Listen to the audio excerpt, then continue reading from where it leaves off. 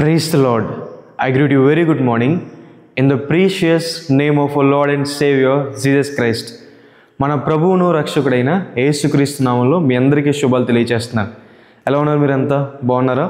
మీకోసం ఎల్లప్పుడూ ప్రార్థన చేస్తున్నాను. మీరు తెలియజేసిన ప్రార్థన అవసరాల కోసం, మీ ఆరోగ్యం కోసం, ఎగ్జామ్స్ రాసేవారి కోసం, మీ జాబ్స్ నిమిత్తం మీకోసం ఎల్లప్పుడూ ప్రార్థన చేస్తున్నాను. దేవుడు మీకు ఖచ్చితంగా సహాయం అందిస్తారు, మేలు చేస్తారు. దేవుని సేవకుడిగా నా ప్రార్థన, మీరు ఆత్మలో వర్ధిల్లుచు అన్ని విషయాలు వర్ధిల్లాలని నేను ఎప్పుడు మీకోసం ప్రార్థన చేస్తున్నాను. ప్రతిరోజు కూడా బైబిల్ గ్రంథంలోంచి ఒక వాగ్దానం మనం ధ్యానం చేస్తున్నాం కదా. ఈరోజు కూడా ఒక వాగ్దానం ధ్యానం చేద్దాం. చూడండి, బైబిల్స్ ఉన్న వాళ్ళంతా ఓపెన్ చేయండి. కీర్తన గ్రంథము 91వ అధ్యాయము 14వ వచనం రాయబడింది.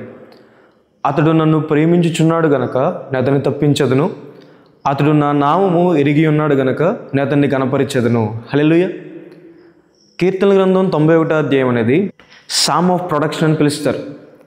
దీంట్లో దేవుడు నమ్మదగినవాడని, ఆయన ఎత్తైన కోటని, దేవుడిని ఆశ్రయించే వారికి దేవుడిచ్చే కాపుదల ఎలాంటిదో ఈ అధ్యాయంలో మనం చూస్తాం. దేవుడు మనల్ని ప్రేమిస్తున్నాడని, ఆయన ప్రేమించారని చెప్పడం మాత్రమే కాదు, తన ప్రేమను దేవుడు క్రియల్లో చూపించారని, ఈ లోకానికి శరీరధారిగా దిగిరావడం ద్వారా, మన కొరకు ప్రాణం పెట్టడం ద్వారా, ఆయన యందు విశ్వాసం ఉంచిన వారిని తన కుమారులుగా కుమార్తెలుగా చేర్చుకోవడం ద్వారా దేవుడు తన ప్రేమను మన పట్ల చూపించారని. ఎవరైతే దేవుని తిరిగి ప్రేమిస్తారో వారందరూ కూడా తప్పించబడతారు అని. హల్లెలూయా. దేవుడు మొదటిగా మనల్ని ఉగ్రతను తప్పిస్తాడని.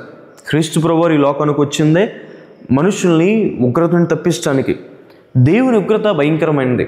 అది ఎంత భయంకరమైందంటే, దేవునికి వ్యతిరేకంగా పాపం చేసిన సొదొమ గొమొర్రా పట్టణాల మీద అగ్ని గంధకాలు కుమ్మరించబడి ప్రాంతాలు మొత్తం నాశనమైపోవడం మనం చూస్తాం. దేవుని ఉగ్రత అంత భయంకరమైనది. నోవాహు గారి కాలంలో ప్రజలందరూ కూడా విస్తారమైన పాపం చేస్తున్న సందర్భంలో దేవుడు జలప్రళయం ద్వారా మానవులందరినీ కూడా నశింపచేశారని. నోవాహు కుటుంబం మాత్రమే రక్షించబడ్డారని. దేవుని ఉగ్రత నుండి వెండి బంగారం మనల్ని తప్పించలేదు. ఈ లోకంలో ఏది కూడా మనల్ని తప్పించలేదు. క్రీస్తు ప్రభువు దేవుడని నమ్మి ఎవరైతే ఆయన యొద్దకు వచ్చి తన పాపాలు ఒప్పుకుంటారో వారు దేవుని ఉగ్రతను తప్పించబడతారని. అలాగే దేవుడు ఈ లోకంలో కీడుల్లోంచి, ఆపదల్లో నుండి దేవుడు మనల్ని తప్పిస్తాడని.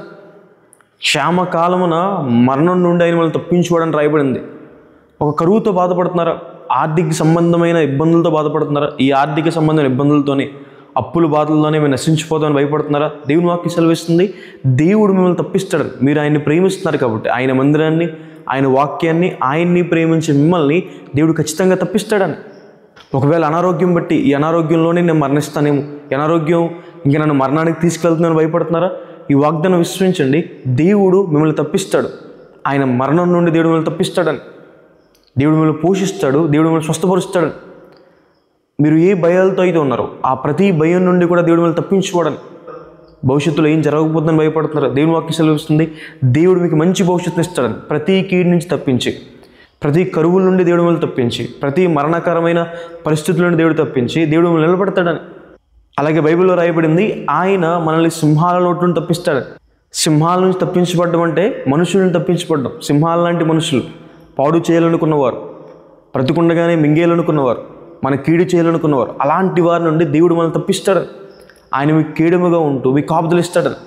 కాబట్టి ధైర్యంగా ఉండండి.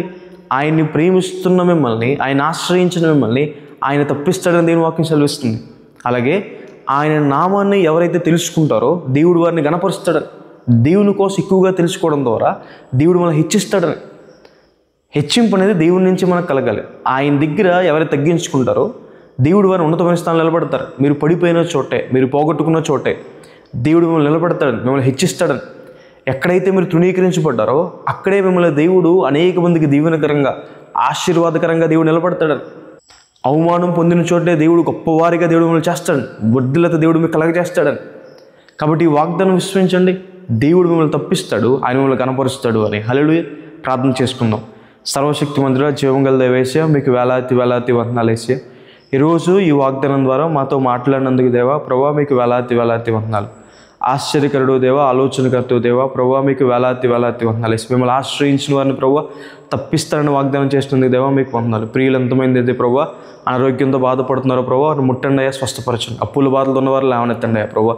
భయంతో ఆందోళనతో ఉన్న వారికి ప్రభా సమాధానం దయచేయండి అయ్యా ప్రభా, కృపను గురించండి. ప్రతి విధమైన భయాల నుండి వారిని తప్పించుకుని దేవా ప్రతిమాలుకుంటున్నాం వేసే ప్రభా. అలాగే తండ్రి ప్రభా, ఎవరైతే హెచ్చించబడాలని కోరుకుంటున్నారో, ఘనత పొందాలని కోరుకుంటున్నారో ప్రభా, వారిని హెచ్చించుకుని దేవా ప్రతిమాలుకుంటున్నాం వేసే. ఉన్నతమైన స్థలాలు లేవనెత్తమని ప్రభా ప్రతిమాలుకుంటున్నాను వేసే. వారిని వ్యాపింపచేయమని దేవా ప్రతిమాలుకుంటున్నాను. మీ కృపని వారికి దయచేయండి, మీ సహాయాన్ని వారికి దయచేయండి, మీ తోడుని వారికి దయచేయమని యేసు పరిశుద్ధ నామమున అడిగి వేడుకుంటున్నాను తండ్రి. Amen. God bless you. God bless India.